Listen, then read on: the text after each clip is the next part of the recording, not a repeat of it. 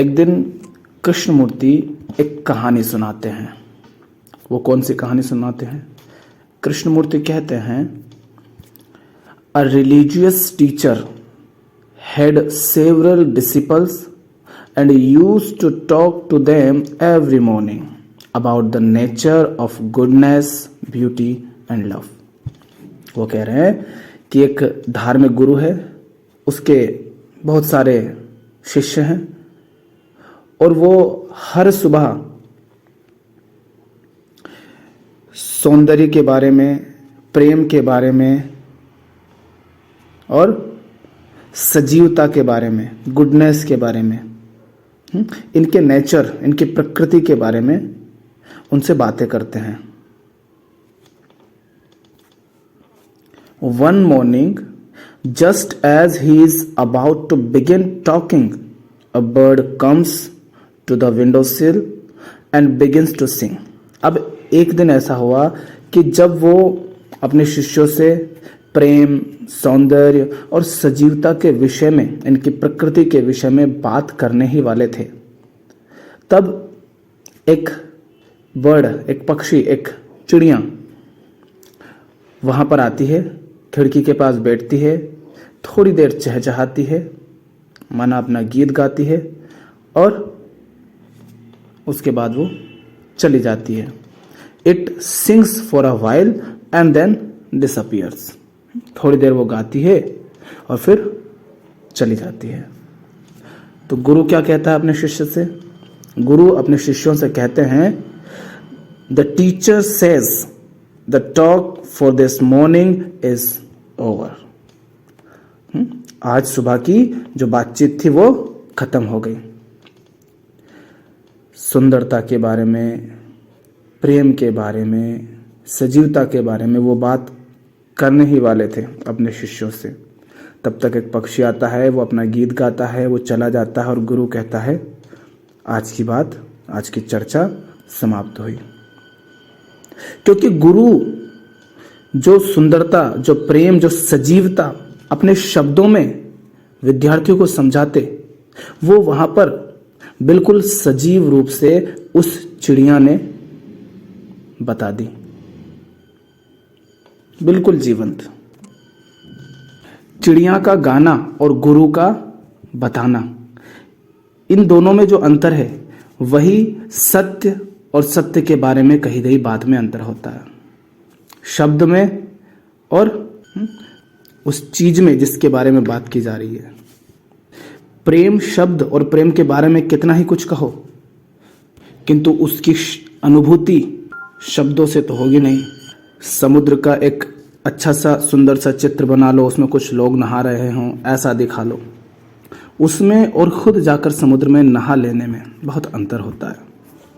तो नदियों का बहना, सूरज को ढलते या उदय होते हुए देखना, वो ओस की बूंदें जो घास पर दिखाई देती है, वो हरा हरा घास, वो नन्हे नन्हे पौधे, उनकी कोमल कोमल और नई आती कलियां, बालियां, फूल और पत्तियां, वसंत का मौसम, वो उड़ते बादल, प्रकृति का सौंदर्य, ये सब जो है इसी को गुडनेस बोलते हैं, इसी को सजीवता बोलते हैं, इसी को प्रेम बोलते हैं, इसी को सौंदर्य बोलते हैं। यही है ब्यूटी। और हम उस सजीवता से, उस सौंदर्य से, उस प्रेम से बहुत दूर हो चुके हैं, बड़े रूखे सूखे हो गए हैं। हम तो उस चिड़िया को चहकता हुआ सुनते नहीं, हम तो उसको मार के खा जाते हैं। हम प्रकृति को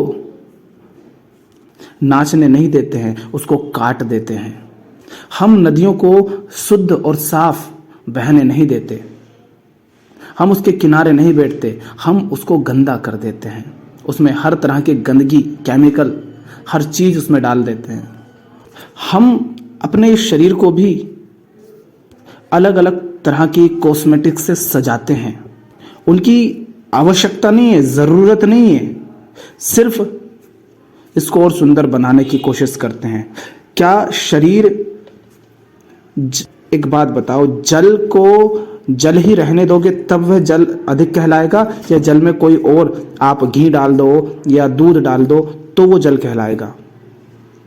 जल तभी तक जल है जब तक उसमें जल के अतिरिक्त और कुछ नहीं है। आप जल के अतिरिक्त उसमें और कुछ मिलाओगे तो उससे सौंदर्य बढ़ेगा नहीं, बल्कि और घटेगा। हम हर उस चीज को बदल देना चाहते हैं, बदलने का प्रयास करते हैं जो अपने आप में सुंदर है। प्रकृति ने जो सौंदर्य हमें दिया है, हम उसे अपनी सीमित बुद्धि लगा करके बदलना चाहते हैं। भोजन कब करना चाहिए? जब भोजन की आवश्यकता हो सचमुच।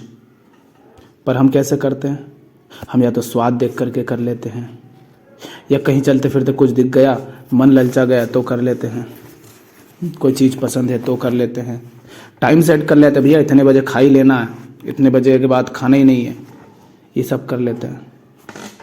कुछ भी व्यवस्थित नहीं है हमारा। जैसे है ना कि आप कक्षा में बैठे हो और टीचर आपसे कह रहा है कि चलो वृक्ष के बारे में बात करते हैं, और कक्षा के सभी विद्यार्थी बड़े ध्यान से शिक्षक की बात को सुन रहे हैं, और 2-3 विद्यार्थी खिड़की से बाहर झांक करके और वृक्ष को लहराते हुए देख रहे हैं हवा में। तो पता है क्या होगा? वो टीचर इन 2-3 को पीटेगा और क्लास से बाहर कर देगा।